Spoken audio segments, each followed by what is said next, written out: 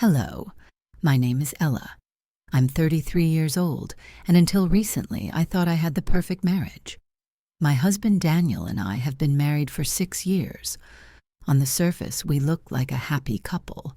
One of those people you might see at a cafe, laughing over a shared joke, or walking hand in the park. But as I'm telling you this, I feel like my world has been flipped upside down, and I don't know what to do. I need your advice, but before I ask for it, let me start at the beginning. I met Daniel 8 years ago. I was fresh out of graduate school, working my first real job at a marketing agency.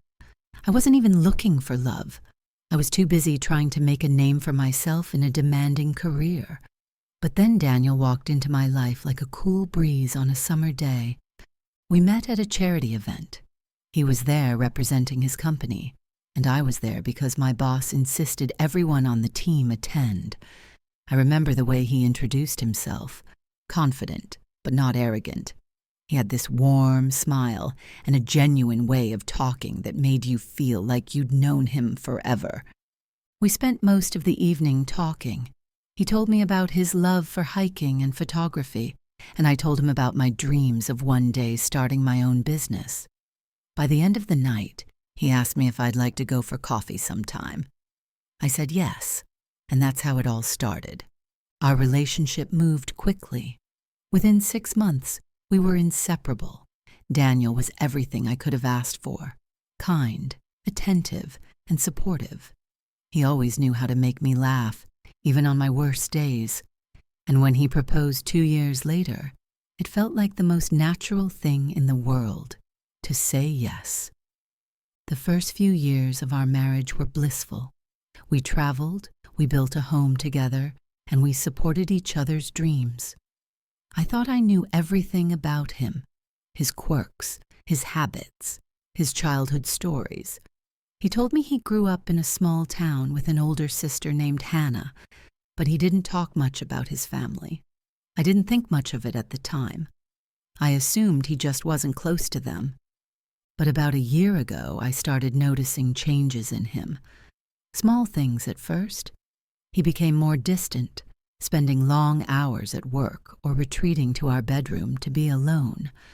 When I'd ask him what was wrong, he'd brush it off, saying he was tired or stressed.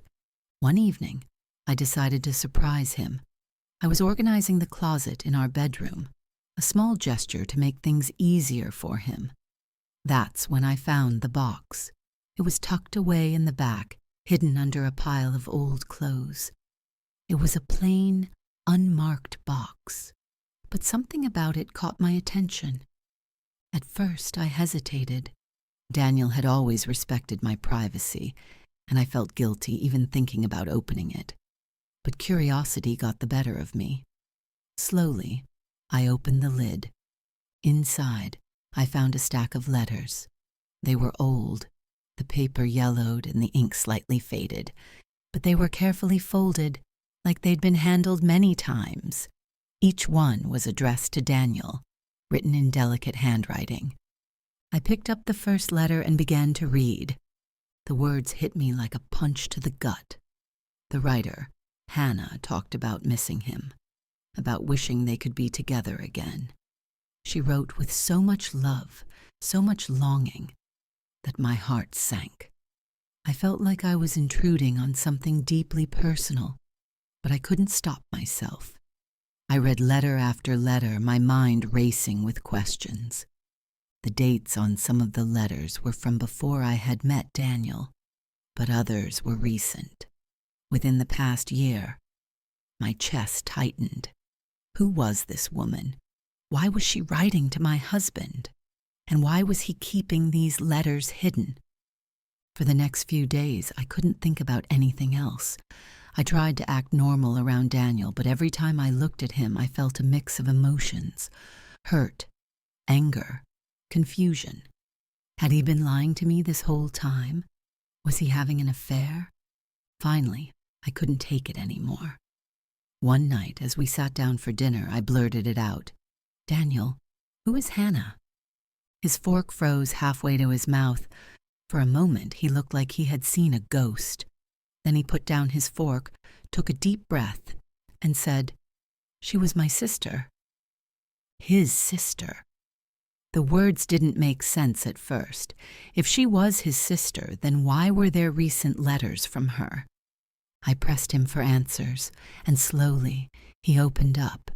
He told me that Hannah had passed away 10 years ago. They had been close growing up, best friends as well as siblings. Losing her had devastated him. "But the letters," I said, my voice shaking, "some of them are recent." Daniel nodded. "I wrote them," he admitted. "After she died, I started writing letters to her as a way to cope. I couldn't talk to anyone about how I was feeling, so I wrote to her instead. It helped me feel close to her, even though she was gone." I stared at him, my heart breaking for him. I had spent days thinking the worst, imagining betrayal, but the truth was even more heartbreaking. He had been carrying this grief alone, all this time. "Why didn't you tell me?" I asked softly.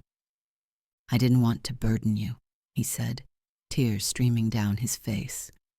"You've always been my rock, Ella, the person who makes everything better. I guess I was scared that if I showed you this part of me, it would change the way you see me." I reached out and took his hand. "Daniel, I'm your wife. I love you, every part of you. You don't have to hide from me." We sat there in silence for a long time, holding hands. In that moment, I realized how much pain he had been hiding, and I felt a deep sense of guilt for not noticing sooner. Now, I'm at a crossroads. I want to help him heal, but I don't know how. Should I encourage him to keep writing to Hannah, or should we find a new way for him to cope? I need your advice.